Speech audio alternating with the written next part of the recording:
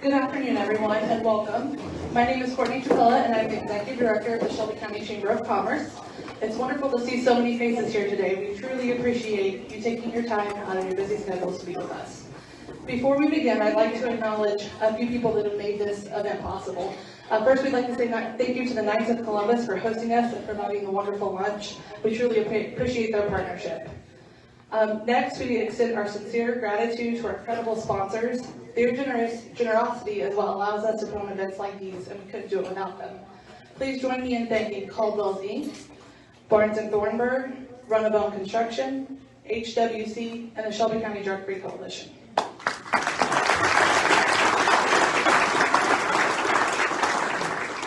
As you know, there was no cost to attend today's lunch, so in lieu of a registration fee, we're partnering with Scuffy to support their upcoming 2025 drive. Your contribution, no matter the size, will make a real difference for our community. For your convenience, there is a QR code in the middle of your table. Please scan that today, and simply with your phone, and you can make a donation. It's quick and easy, and will go directly to Scuffy's important work. Also, the next event in this series will be the Chamber's annual legislative update. It will take place on March the 28th. At the Shelbyville Central Schools Admin Building, so thank you Shelbyville Central Schools for hosting us. Please see any of the Chamber staff to RSVP for that. Finally, and most importantly, thank you to each and every one of you for being here today. At this time, please welcome Mayor Scott Ferguson.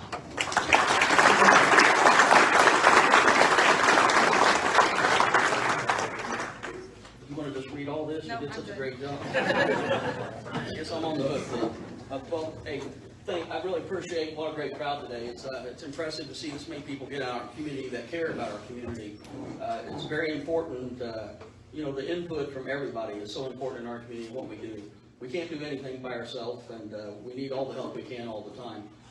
I have to thank a lot of people, of course, our sponsors who we thanked once already, but thank them again because without their help, and they're more than sponsors to me, the people I ask to help with this, they're friends, they're partners, and we need partners in our relationship. So I want to thank all of them again for that. And the Knights of Columbus, what a fabulous job they always do for us. Of course, this is our second. We were here last year, about the same time frame. I think I was nervous last year, a little more nervous this year. I have things I have to live by and things I've tried to do this year and make a difference in our community. People, I'll tell you a real quick joke. All right, how about this? You ever hear about the two peanuts walking through the park? One was assaulted.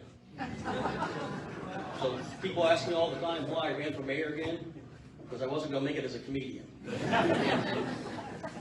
So with that, we have many things to cover today. We have a lot of great help with what we're doing. We're going to talk about everything that we do and what we've been trying to do. First, we're going to talk about, you know, building a stronger Shelbyville and what we tried to promise 2 years ago or a year and a half ago on the campaign trail and tried to deliver on this last year. I would like to say we just did it all in 1 year. It's done. Everything's ongoing. We're continuing. I got tons of great people that work for me that work hard every day. We're working on our community wellness. Community wellness to us is, you know, coordinating with Major Hospital, coordinating with all avenues in our community that help with mental stability in our community. Been working lately, most recently, a little bit trying to get in with the Salvation Army to help with our homelessness, and trying to figure out how we take these things on. Stephen Black has been a great advocate for the city and the county both, working together. The Lily Endowment, of course, with funding our new community center that we're going to have on the west side of town. We also created a CIT program with our police department. Jeremy O'Connor, which I don't know if Jeremy's here today, but Jeremy leads that for us. So we just finally, this last year, started tracking how many calls we actually get for needed service. It's incredible. We had 174 calls that were for CIT. And, you know, it's amazing. And that number, that was probably 6 months worth, is all we got out of that. So that number is going to triple or at least double next year. So we have a lot of people in need in our community, and that's what we're trying to do. Is, and I said it, and I keep saying it, you know, we're only going to be as good as our worst citizen. And if we can't keep doing the good things and care for people, then we've got bigger problems that we're worried about. We shouldn't be worried about anything else other than, you know, what we can do that first and make sure that we get those things taken care of. We also talked about economic development and how we were going to make things better in that form. Obviously, we're doing things, we completed a trail project this year, which, you know, people go, well, is that economic development? Well, quality of life issues is economic development to me.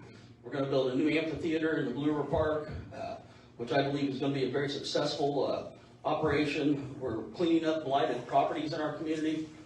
I think sometime this spring, we're gonna tear down the building on the corner of, Broadway and Harrison, the old Adams Paint building, and get rid of that. It's been an eyesore in our community forever. We've started doing different things with different ways and working on those things. So we're trying to make sure that we're paying attention to what's going on. We don't want to be a complaint-driven, you know, for all of our problems. We want to go out and advocate for ourselves and make sure we find the problems. We've increased the diverse and attainable housing in our community with the mills opening up and the TWT property starting breaking ground this year. We've had 6 new housing developments we're working on. We're working on some market rate apartments. All the apartments we've done so far have been subsidized. We've had some conversations on those, so we're keeping working on those hard to make sure we have a diverse need for our community. When we talk about city leadership, we've improved the city, I think, leadership and the quality of conversation and how we do things. With our new website rollout, and marketing the way we do. Have you been to the website? Anybody? Much user friendly. You can sign up. You can get notifications when you want on certain projects and certain items. And it's just, I think, been an incredible way to communicate better with our people in our community. Fiscally responsible. That's kind of my job. It's Scott's job. He just tells me we'll find the money, but we got to find it. And it's our council. There's a lot of council people in the room today. We had a 12% increase in our assessed value last year.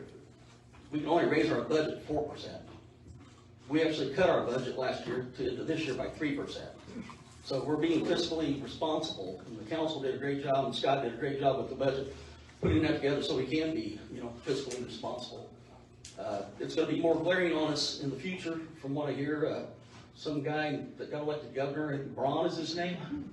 He's wanting to cut property taxes. Well, we get the majority of our money comes from property taxes. I was on a conference call this morning and heard we may lose $1.7 million of our $22 million budget next year. Well, how do we make those things up? Well, the state is going to force us to pass local option income taxes. And one of the big things they're hanging over our head now is a wheel tax. The county has a wheel tax. The city does not have a wheel tax. We've had the ability to pass a wheel tax, but we've never done it. And we haven't done it because we don't feel the need to put extra pressure on our taxpayers.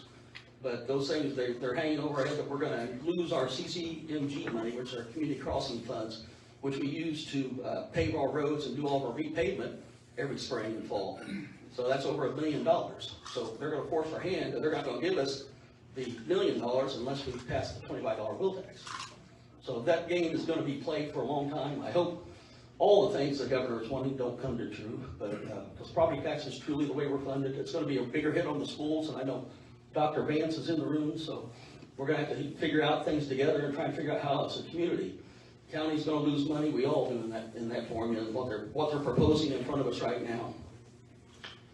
So with that, we'll move on to some achievements we've done so far. So as I told once, Jenna, I'm not very self-deprecating. Is that the word I'm using there? I don't like to talk well about myself and what we've done. So we did, though. We've been very good with what we tried to do. We did establish our CIT, our Crisis Intervention Team, with Jeremy O'Connor and Kean Macklin and Becca and then Hillary. So these 4 people, we meet monthly and talk about issues that are going on in our community and how we're going to try and solve them. We're currently working on trying to figure out how we do some transitional housing, or maybe a center where we can house people just maybe for an overnight period, not maybe during the day, so they get a good night's rest and try and keep them off the streets. You know, the Handle with Care initiative, which Jeremy has also started, is a pretty great initiative. It allows him to be in communication with the school system if there's something happened bad to a child in our community. That allows them to contact the school and say, hey, little Jimmy may be a little groggy in class today. He had a bad incident in his house last night. So give him a little extra leeway today. So that's a very important one. The Jail Navigator program, which Hillary's running, gives us the ability to go into jail and try and get people ready to come back into our community and be productive citizens. Make sure they have an ID, make sure they have clothes, make sure they have a phone. All the necessities you need to get a job and do things. So we're very, very pleased with those. And then Becca has worked very hard on our community resource guide, which is a guide that's on our website, and it's updated every time that there's a new community resource that comes in or one that goes away. So people can get to that and find out where they need to go and what they need for that. Quality of life issues, we worked on the trails. With the new trail we built, there'll be 3 new bike stations on that trail.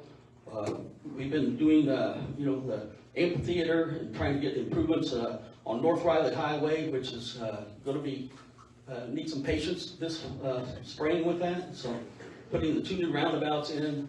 And also at that time, I know our street department's coordinating with the CSX to try and get that railroad crossing fixed. So that's if we get all that done, it'll be amazing to get it all done at once and not make it too impactful.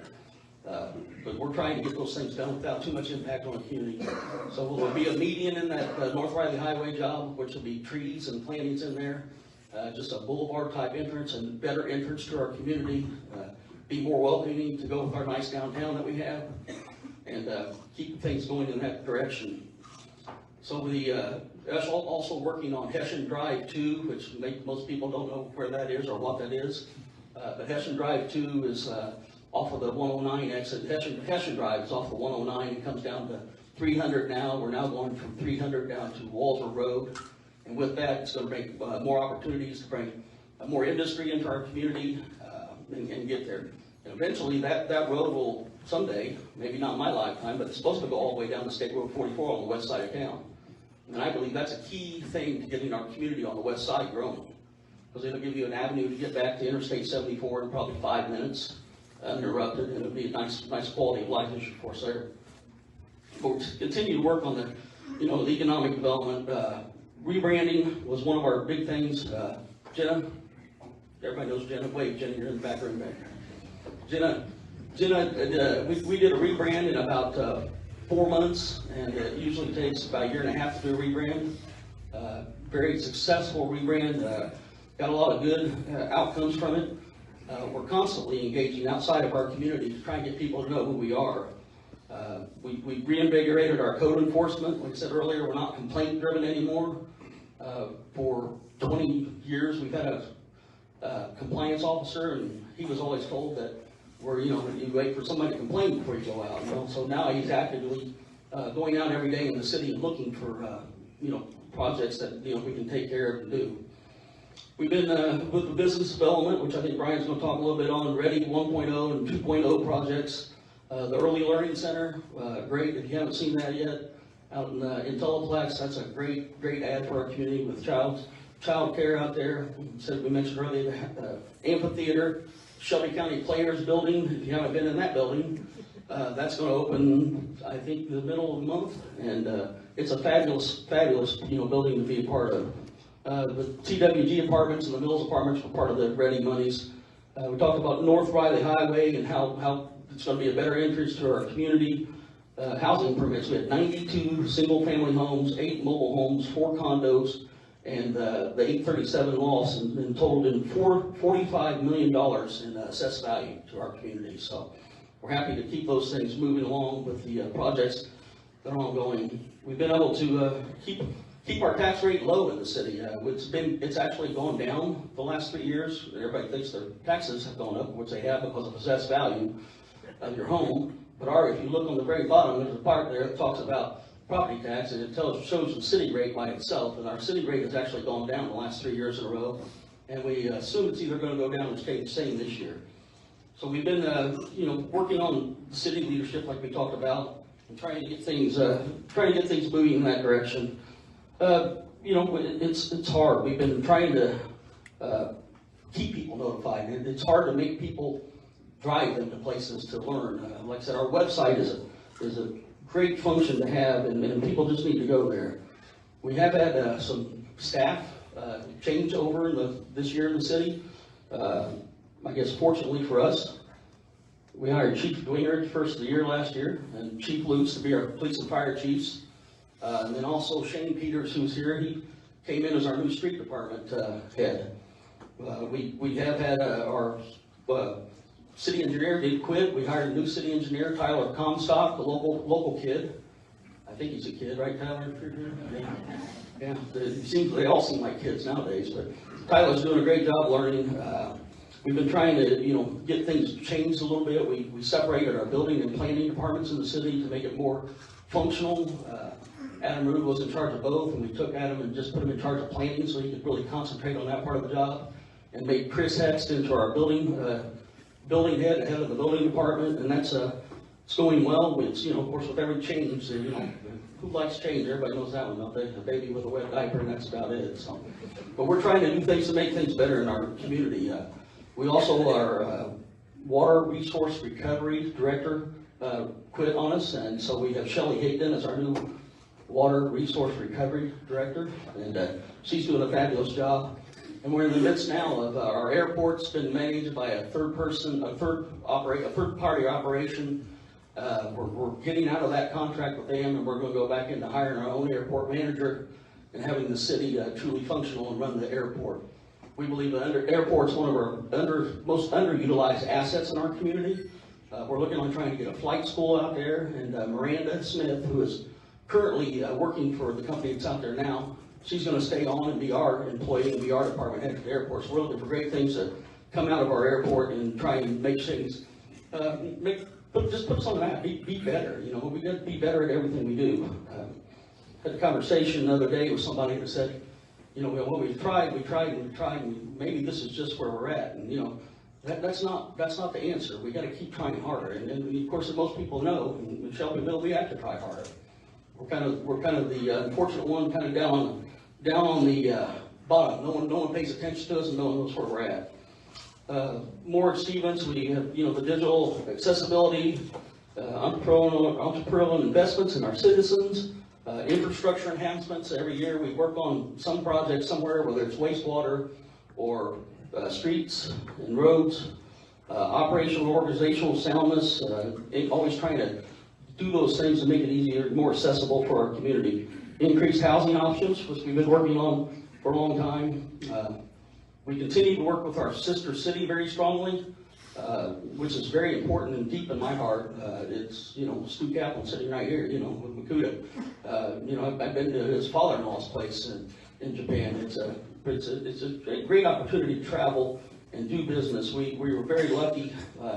This last year, we have a new Japanese company coming to us called Rizu Plastics. They're going to be out in the industrial park. They're building the building right now, and we had an opportunity this past fall to visit with them.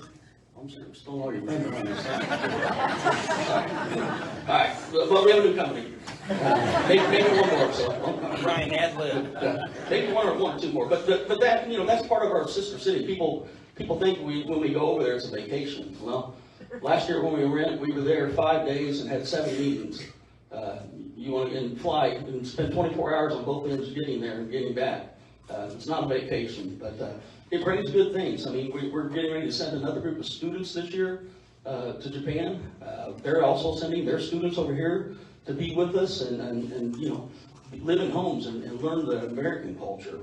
We're trying to always work hard. Our student teacher program has worked out great over the last several years. Taka, I don't believe Taka's here today, but Taka's just a fabulous young man that's been in our community since this fall, trying to help, people and learn the Japanese language. So our students are going again, and we're proud to really always host them, and they're proud to host us, and it's a great operation, great part for us. So, we're going to continue that and continue strongly with that. Change and solutions. Wow. There's a lot of change. City and county relationship. For those of you who don't know and don't follow the county has 5. They have 10 elected officials that pretty much run the county. 3 commissioners, 7 county council members. Well, they have 3 new council members and 2 new commissioners. So half of their people are brand new. I'm trying to learn them. No, it's a good relationship. We just recently completed a new ambulance agreement, a new animal shelter agreement with the county in a different way than we've done in the past. And they were very open to working with those. I think we're going to continue to try and make sure that we don't infringe on what they're trying to do with the county and how they're trying to grow and do things. We will work as partners with them to make sure we get to their goals, because it's very important. We're all partners. Like I said, we're all city residents live in the county, so we're all county residents. So we're always trying to make sure that we keep that relationship strong and supporting them in their development plan. I think they're working on a new development plan, so we'll see how that works, and trying to make sure that we can not infringe on what they're trying to do and work together to make sure things better. Like I said earlier, we were working on blighted infrastructure with the Adams Glass building hopefully coming down this spring. Rural homelessness, we've been looking recently at buildings to try and help, as I mentioned earlier. But it's important, to keep just moving. We can't give up on projects, even though, I'm used to being in business myself. Of course, was the mayor a long time ago.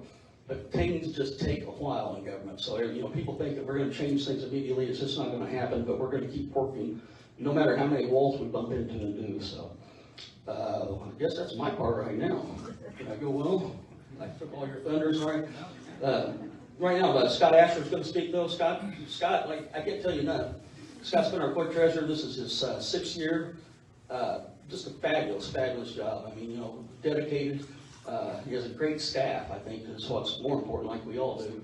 If you have a great staff, it always makes you shine and look better, no matter how bad you are. But with that, Scott.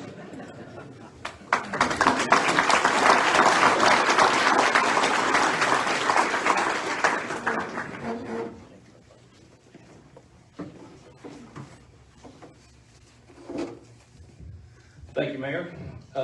Again, I'm Scott Asher. I'm in my 6th year of being clerk treasurer for the city of Shelbyville. It's my pleasure to be here with you today. I'm going to give you a brief report. Public speaking is not really my thing, but I'm going to just give a concise rundown of our city finances. We continue to maintain our cash balances and grow our reserves. As the mayor said, the city tax rate remains fairly constant. I believe in the last 5 years it's gone up twice, and it all comes out in the wash as being basically the same tax rate. Our S&P global rating has gone up from an A+ to an AA-. That is a good thing, believe it or not. I kept looking at it over and over. I'm trying to figure out how that is better, be an A- or is it A+, but it is. Our ratings allow us to have great borrowing power for our revolving debt. The mayor and council have set balanced budgets. It was accepted the first time with DLGF with no problem. We have a solid capital improvement plan. We have a solid vehicle replacement plan. We have done some major catch-up in this year on some of those projects, and definitely vehicles that we're way far behind, especially in the police and fire, and we're trying to do some catch-up. We continue to pass our State Board of Accounts audits with no issues.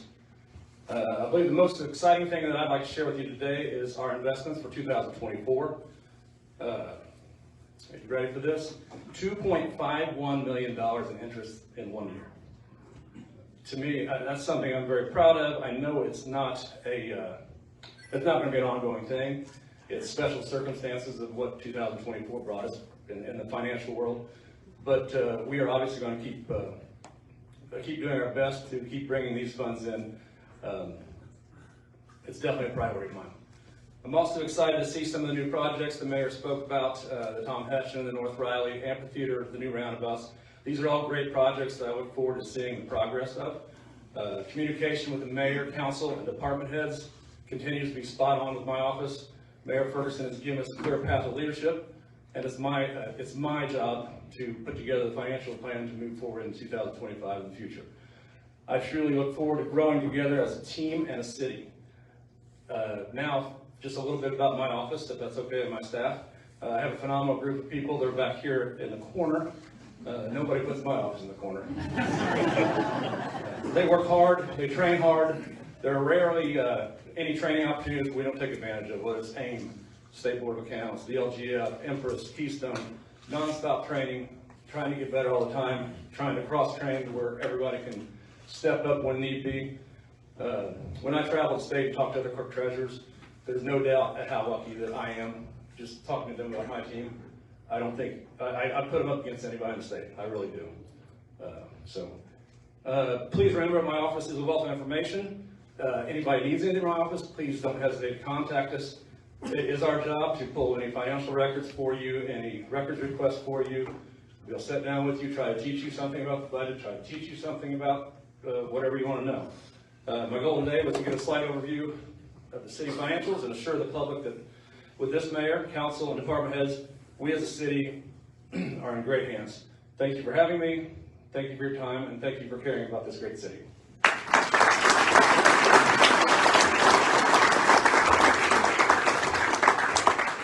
So next, the long-awaited report from our SCDC main man, Brian Asher. People ask me all, well, I'm going to talk a little bit about Brian. People ask me because no one sees what Brian does on a daily basis. How many requests do you get a year? Okay, you got it. Okay. I'm trying to compliment you.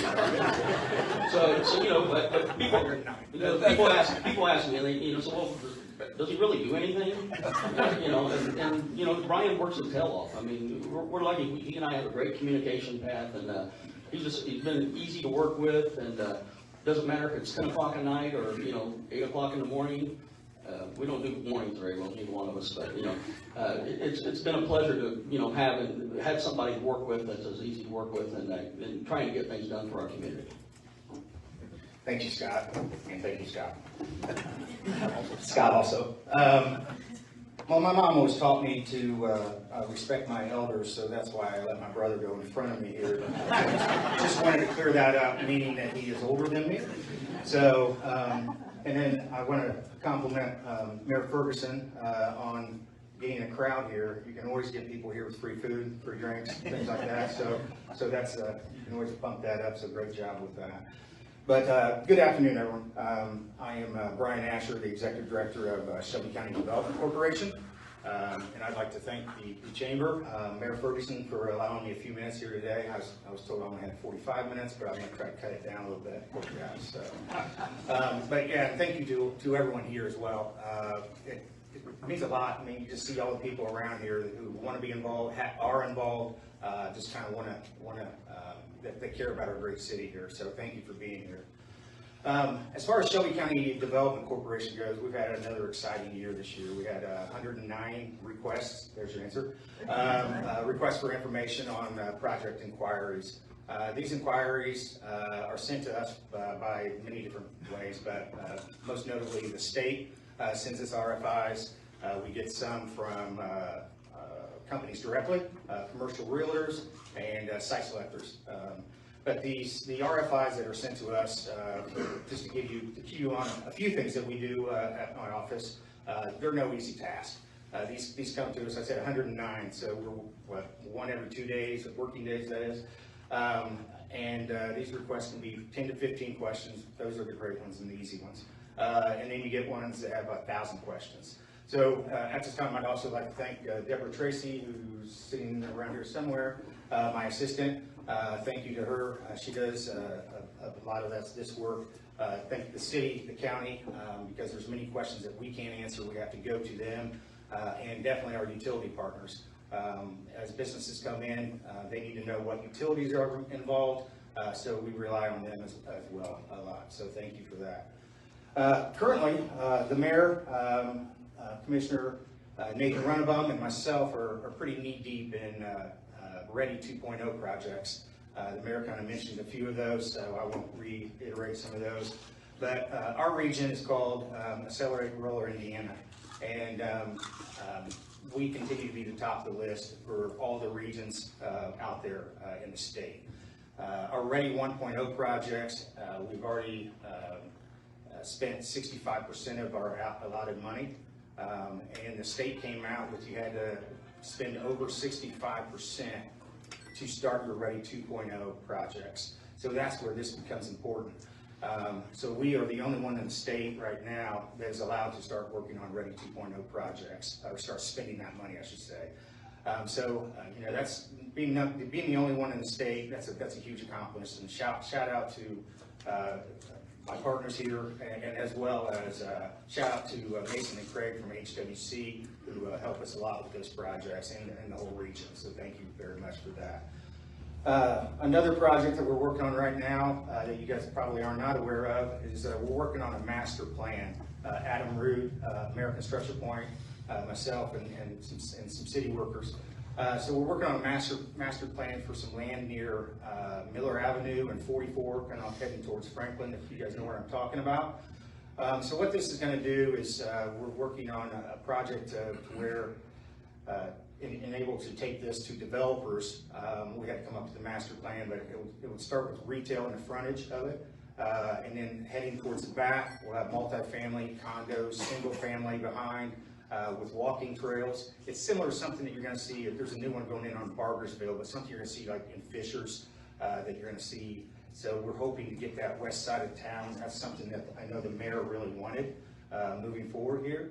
So once we get this completed, which is pretty much completed, we'd love to go out and start meeting with developers and trying to start selling this project. And at the end of the day, come up with an RFI or a request for proposals to get that moving. So speaking of housing, let me brag about the city and the county for a second. Mayor kind of mentioned this, but I'm going to mention this countywide. December single-family homes, we're up 267% from in December, and 69% in 2024 compared to 2023. We have 7 developers right now in town, and for those of you guys that remember, 8 to 10 years ago, we had 0.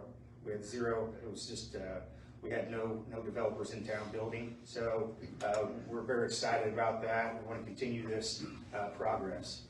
Let me start by going through some of the new industrial projects. Well, let me sidetrack here. So projects, they name projects from the state. First of all, when I took the job, I thought I got to name them. So I was really excited about naming them. But they're getting pretty creative. I just got one December 22nd, Project Griswold was the name. So I was like, okay, that's not too bad. So, but we have a couple projects. Project GPA 50, which is now, as of this morning when the mayor announced it, is Rizzu Plastics. They're making, they're going to start by, it's an injection molding company out of Japan. But we actually, this is one of the few times that we've actually gone over to Japan, found a company, and really recruited them back. So that happened 2 years ago. So we're pretty excited about that. But the project is a $50 million project, 26 jobs. They're going to build they are building a 100,000 square foot building, or roughly. And it's darn near up. So it's behind Torrey Resin off of Enterprise Drive. If you get a chance to drive back there, it's going to be a nice building. We're looking forward to having them. They're actually bringing over 13 Japanese employees and a couple with families. So we're actually, people say, or Scott even mentioned that, they don't know what I do. Well, currently I'm looking for 13 homes for these people. So it's your day, every day in my position is a little bit different. So I've been on the phone already this morning on that. So we'll continue to try to find that. So any ideas, come see me, please. And then, let's see, I got mixed up. But Simplot, also Simplot is the largest frozen potato company. And they have recently just purchased some land in Shelbyville. They are looking at 200,000 square foot, $150 million investment with 90 jobs. They've already, like I said, they've already closed on the land, have a very height variance, so they're ready to go. We should know their timeline. We're supposed to find out on the 20th of January. They asked for a couple more weeks so they can kind of confirm up those timelines for us. So we're excited about having that company. We also have still a confidential project that we're working on, Project Bobcat.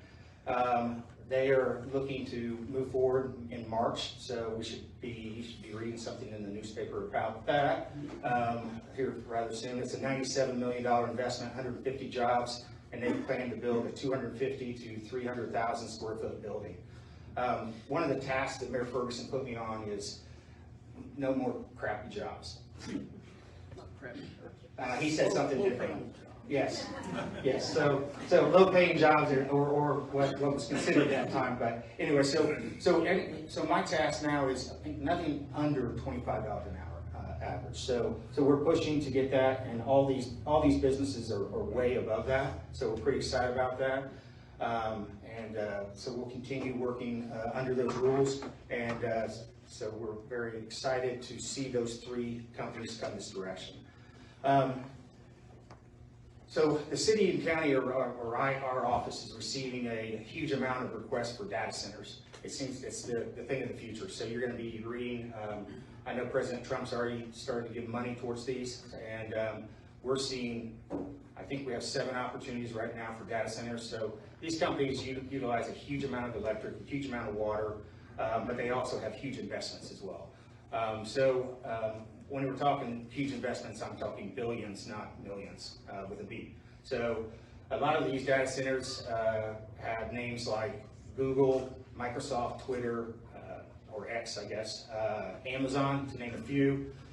So these type of decisions take them about 14 to 18 months. So we're just getting started with this. So we're looking forward to hopefully attracting a couple of those, or at least one of them, in our community, because where that happens, a lot of businesses will follow as well. And it'd be great to have a name like Google in Shelbyville or Shelby County.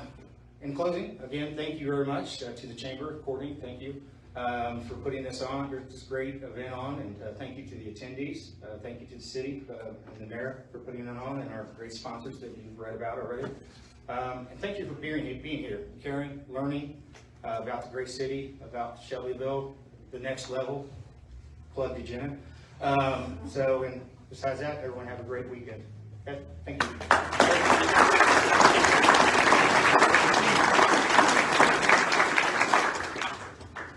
Okay, I think we're running a little behind because that wasn't your wife giving you the 1-minute sign back there. You're supposed to listen to Jenna. So we're going to talk about all the departments in the city.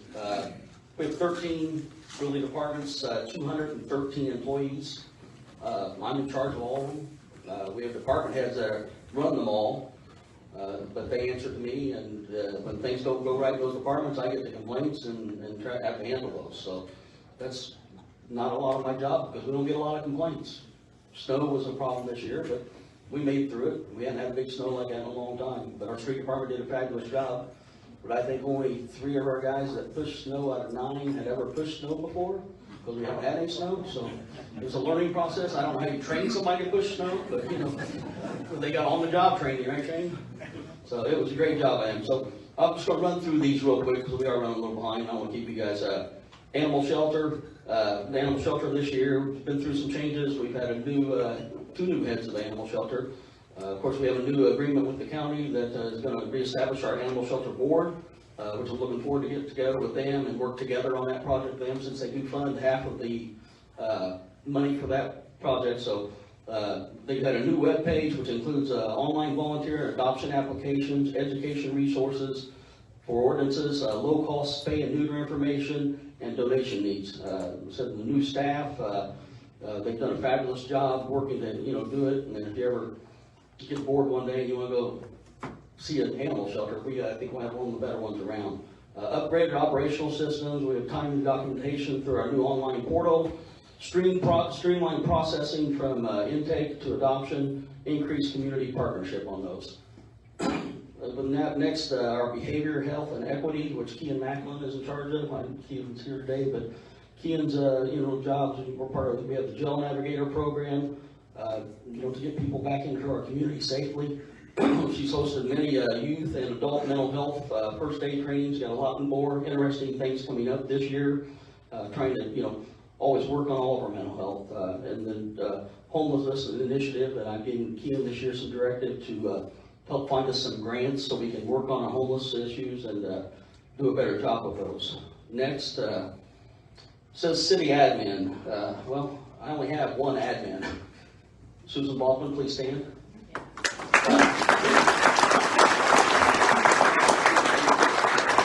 Sitting next to her is our HR department. All one of her, Jody Brown. Please stand. Susan and Jody have been with the city 21 years and 1 month almost. I hired them. I'm proud of that hire. Two hires I was proud of, right? Shane, wherever Shane is in there too. And well, you guys, I guess.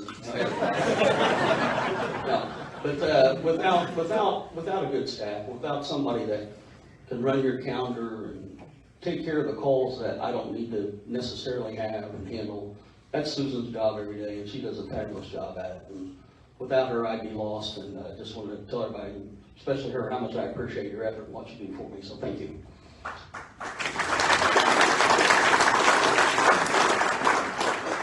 Next, our Common Council. Of course, the Common Council, there's a few of them I saw in the room today.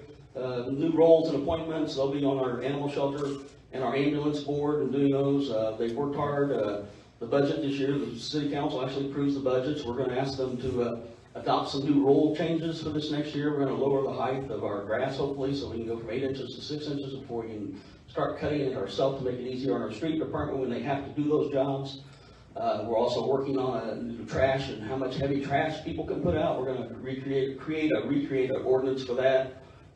You know, I don't know, you guys have driven around town during heavy trash, you see the enormous amount of trash that people put out. So we're working on that. We're going to ask the council to pass a few new things.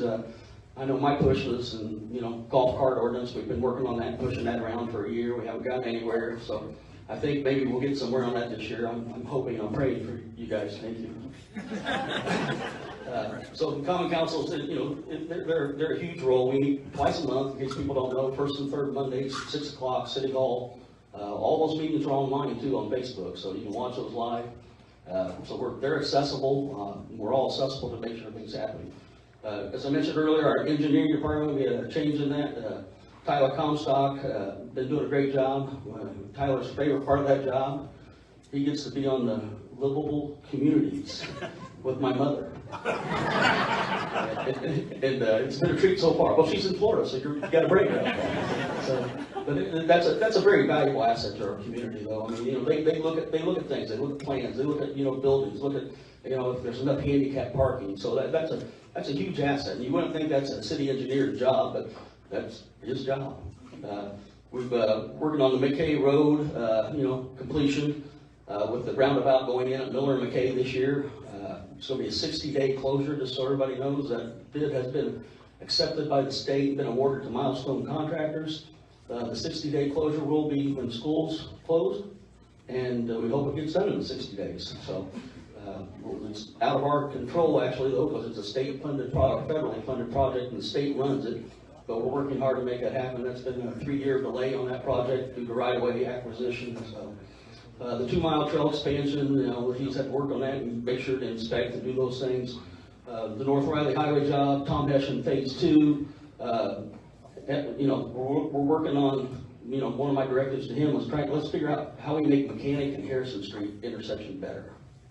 How do we soften those corners on the northwest and northeast side of Mechanic and Harrison, and how do we put a dedicated turn lane in when you're traveling east on Mechanic? Things we're working on to try and figure out how we do, just to make that intersection flow, because it's a bottleneck, as we all know if you've been through there most times. So working on that, and then Hession Drive 5, Hession Drive 6. So that would be starting the road coming from 44 back up to Old Franklin Road. We're going to put that in our plans for 2030, I think, or 2031, to get that federally funded. So we're working on that. He's working on that. So you're going to give me a little break here, and I'm going to let Chief Lutz speak briefly. And Chief, came in as career firefighter, retired a couple years ago as a regular firefighter, and he was a battalion chief, right? Battalion chief at one time, retired, and I thought with our fire department we needed some new direction, and I think Chief's done a great job, changed a lot of things, and got men and women over there in great shape. I believe that we have a great fire department, and sorry, thank you. Thank you, Mayor. Appreciate that. First of all, we're very proud of the year we had last year. Big thanks to the mayor and Clerk Treasurer Asher. The support they've given me has been just phenomenal. Anything I need, they're there for me. And my staff, we've got 7 people in the admin wing. You talk about the number of employees that we have in the city. I have 70 at the fire department, 63 line people, firefighters, paramedics, and 7 in the admin wing. And It's, without them, I wouldn't be successful in my position, that's for sure, so thanks to them. Just a few stats, you may or may not know much about the fire department, I'll keep this quick, but we do over 6,000 calls a year. Our ambulances run the whole county. 74% of the calls are EMS, 26% are fire related. We had 128 actual fires last year, 25 building fires. 5 are currently under investigation in conjunction with the state fire marshal. We had a couple arson issues last year, so we're trying to resolve those. 5 new paramedics this past year in the rotation. I had 5 paramedics currently in school. So we'll have 10 new paramedics by the end of this year in our rotation. So we talk about cross-training people. We train hard in fire. We need more paramedics because majority of what we do is paramedicine. So that number's increasing every year. So 10 new cross-trained personnel by the end of this year. We have 3 brand new ambulances in service. That was a project that previous chief started. It took 3 years. You know, we blame everything on COVID. And it took 3 years to get those in. Those are now in service. And with those ambulances, we have a new Stryker contract. Stryker is a provider of cardiac monitors, cots, things like that.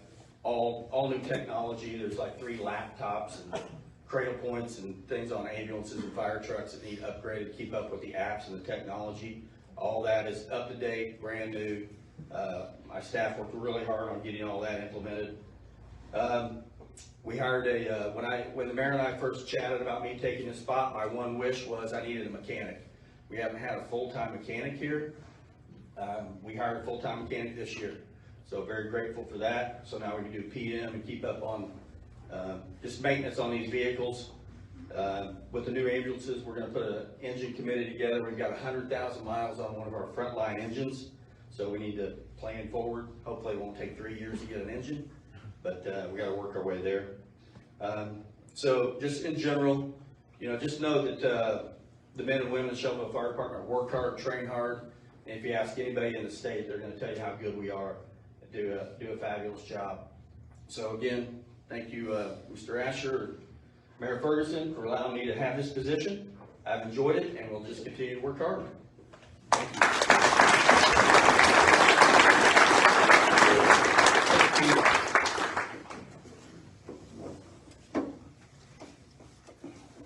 All right, next we're going to move into, we got lost for a minute. Oh, our airport. We've already talked about the airport a little bit, so I will rehash that one. Parks and Rec. Wow, you talk about a beast. That's a beast of a job, and it gets bigger every day. And I keep putting more on Tricia, and we're going to try and figure out how we're going to do something maybe different, because it's getting to be too much for one person.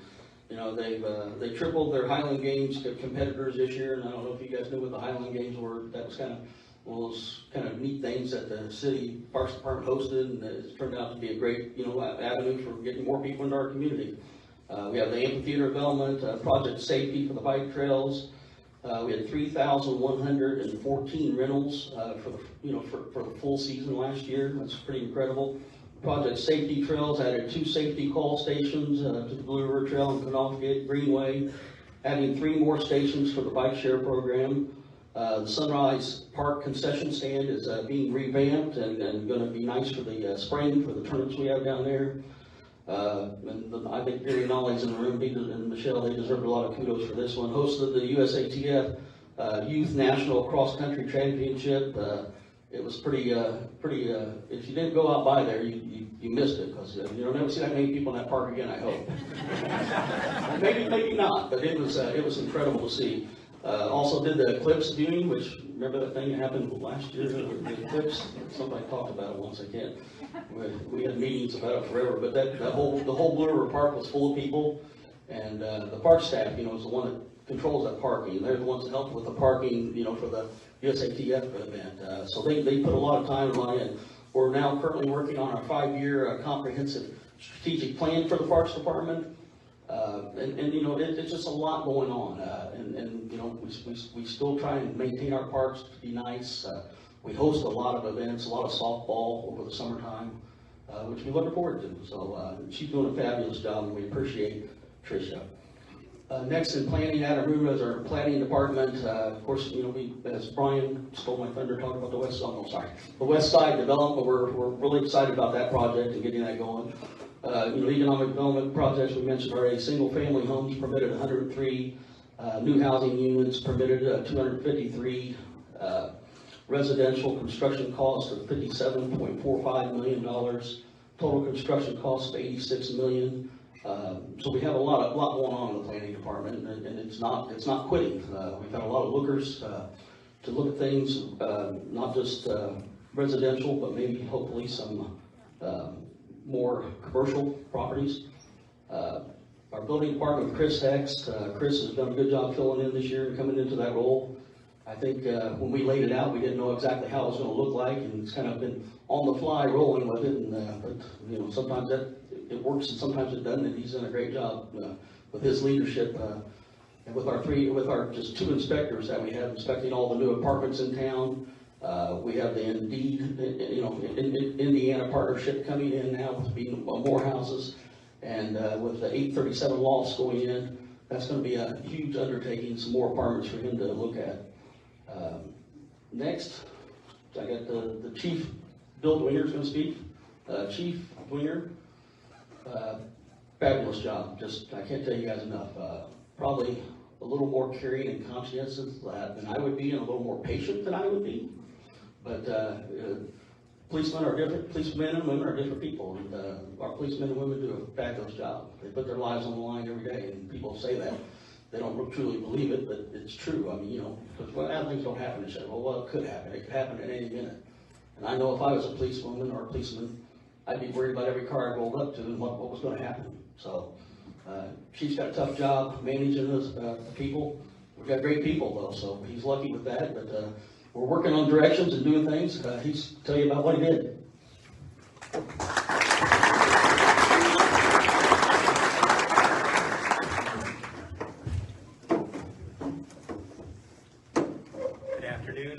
Good afternoon and welcome. Thank you for being here. I'm going to rush through my presentation because public speaking is not my forte. I'm more a behind the scene type person. One of the major accomplishments that we had was what we call a crisis intervention team appointment. I'll refer to it as CIT. Now with Sergeant Jeremy O'Connor. It's unbelievable the work he has been able to accomplish along with others throughout the city. Jeremy, stand up, please.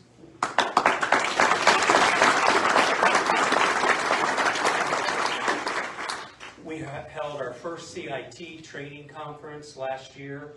We were able to train 8 additional CIT officers. That put us at 12. Which we spread it out, and there's only one squad, which we have 4 squads. There's only one that does not have a CIT officer trained on that shift. We do have another training session in February, and I think we have 2 that will be attending that. So we're increasing our numbers. What's unusual, and I think the mayor spoke of this earlier, for 2023, I think the number was 42. In 2024, we had 174 CIT calls.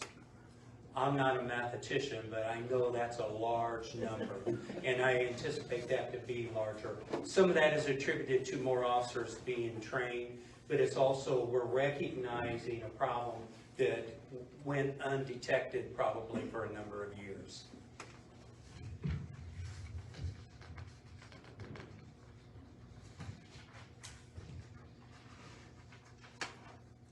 We were able to equip all of our officers, whether they're a school resource officer or a reserve officer or a full-time officer. If you are working, you will have a body cam. That was one of the things that I required, even the school resource officers. That the complaints that I have reviewed from last year, not one complaint was legitimate. By watching the body cam, the officer did nothing wrong. So this is very beneficial. It also kind of reinforced my theory was that there wasn't as many legitimate complaints as it appeared. And this so far has proven that. I asked the mayor to add an additional officer. We were able to do that last year, so we're up to 48. We also trained 2 additional officers as bicycle patrol officers, which I think is a benefit to the city to have people, and especially the kids, be able to see an officer and approach them instead of in a police car. They're either on a bicycle or it's a hope at some point maybe we can get them out into the community by walking more. Not sure how that's going to go, but it's an idea that we're exploring.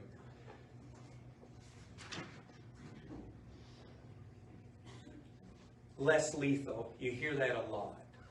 We went to less lethal last year. Through the mayor's blessing, we were able to purchase new tasers. They're Taser 10s.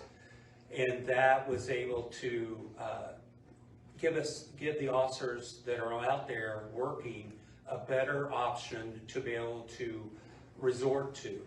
One of the other options that we went to is beanbag shotguns. And those were deployed twice last year with no reported injuries, other than it hurts. You get hit with a beanbag, it hurts. But nobody had a serious injury, and that's just another option. And of course, CIT. That is another less lethal option that we've gone with.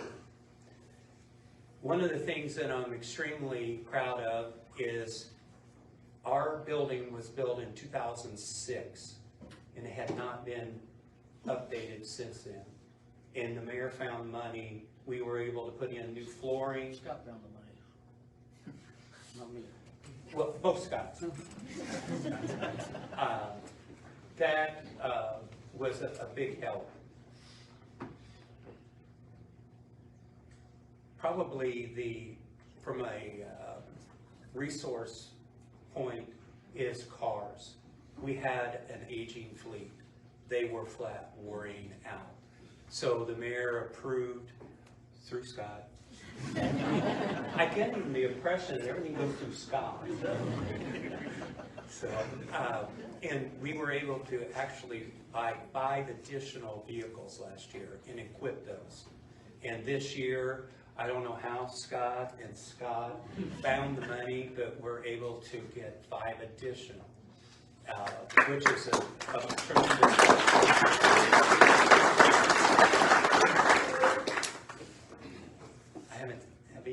Okay.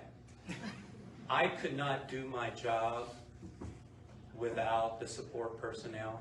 I am thankful. I have a tremendous amount of appreciation, or I'm trying to find a word, but I deeply care about the department and the city. Without the support personnel I have, I could not do it. Deputy Chief Hadley of Administration, stand up, please. A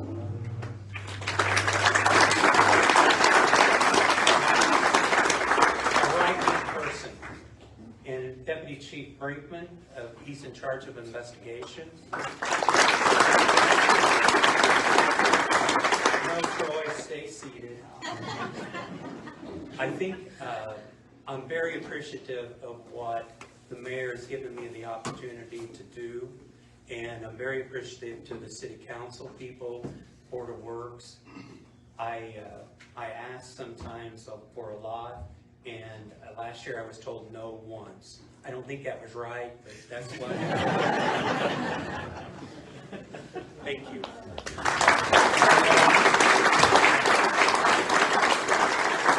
All right, we're getting close to being done. Sorry, we're running a little long, but real quick, we got a few more departments to cover. Our public utility office, Beth Worley's in charge of that, and Beth's been with the city for a while. I'm not gonna say she's older, but she's a staple down there, and they've done a lot of good things.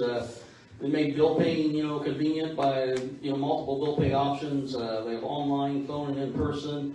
They're open now for lunch every day, and we have a 24/7 night drop box. We have an auto withdrawal option, and we have no cost for debit and credit cards.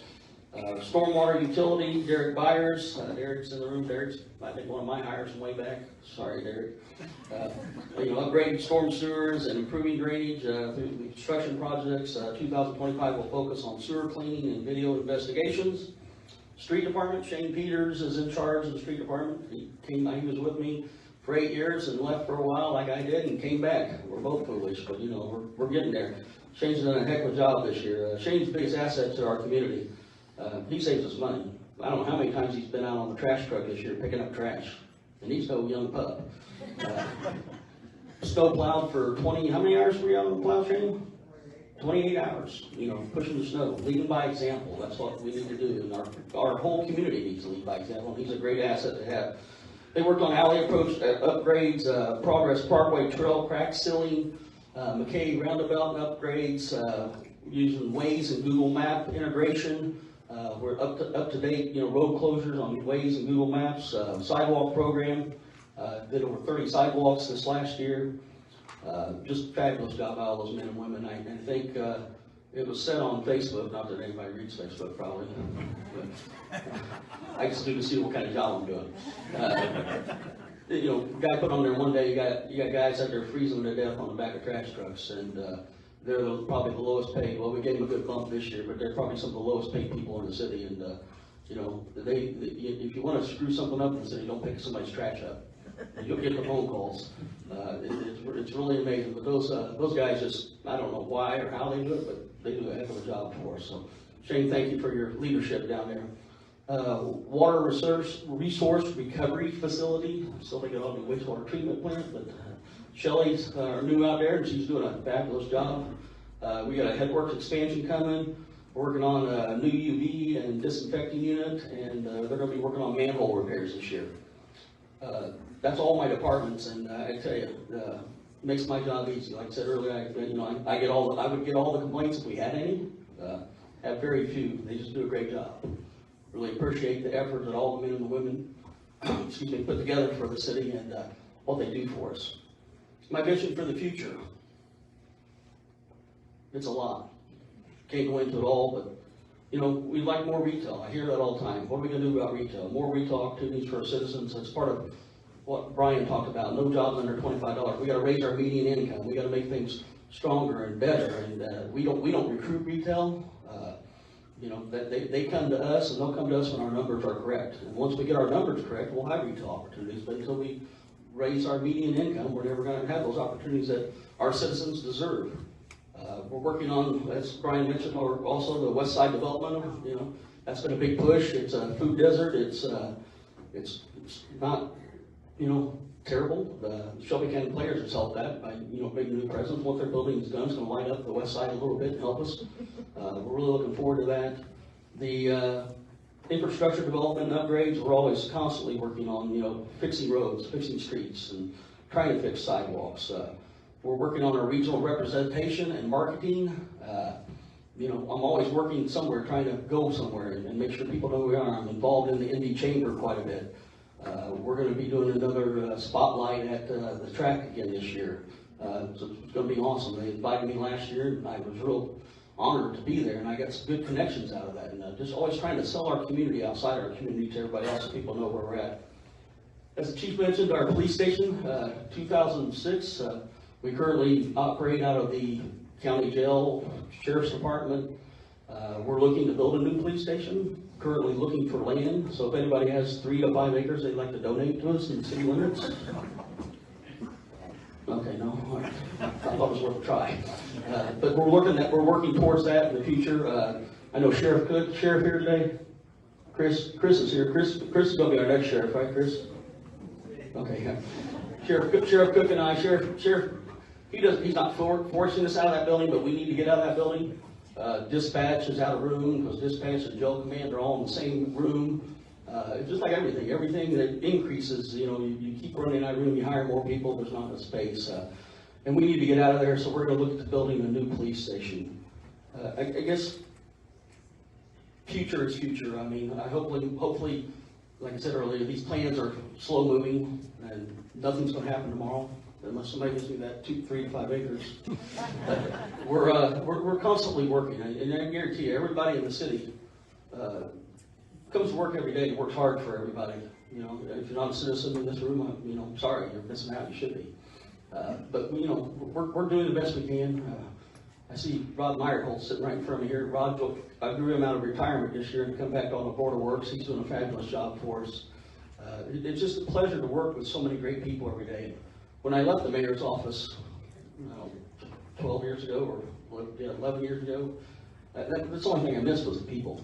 You know, the headaches, didn't miss those, but you know, it's been a great job. It's been a great year. We're excited, and I would ask everybody in this room, we need help. I mean, we always need help. I mean, it's us. We're a community. We've got to be together. You know, we can't, you know, be doing the bad things. You know, we gotta. You see somebody, you know, needs help, help them. I mean, call somebody that can help them. Let us know. Try and help your neighbor. You know, that's an ancient saying, right? Always help thy neighbor. I mean, you know, but we got to be better. We got to do better. We got to come together and just be a community. I think good things can happen to us if we believe in what we're doing and what the message we're putting out and how we're going to do things. But, you know, I appreciate everybody's time today. I know we've gone a little long. There were some questions that were put to us. I think I kind of answered most of them. You know, what were the plans to work together, the county and city governments, and, you know, I think I answered that a little bit. What are we doing to safeguard our community from large investors? I don't think we really have to worry about that. That's something that, you know, we're lucky we don't have a lot of land left, so we don't have to worry about a lot of that. What are the city's plans to promote new business growth and plans to repair the streets and sidewalks downtown? Didn't quite understand it completely, but, and then what are the plans the city have to increase activities for the youth?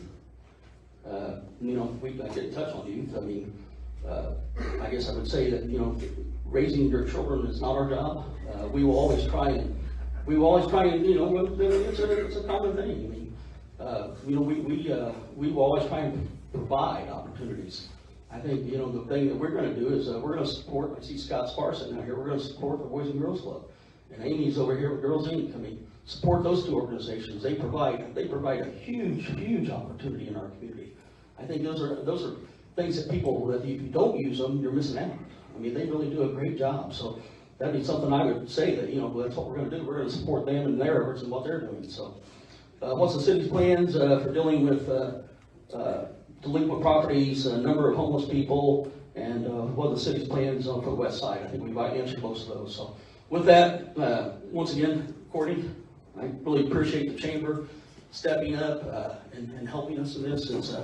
We've kind of got a new partnership working, so we're trying to all work together, like I was talking about, and be a better community. So hopefully everybody has a blessed day, and I appreciate your attendance today, and thank you all for coming.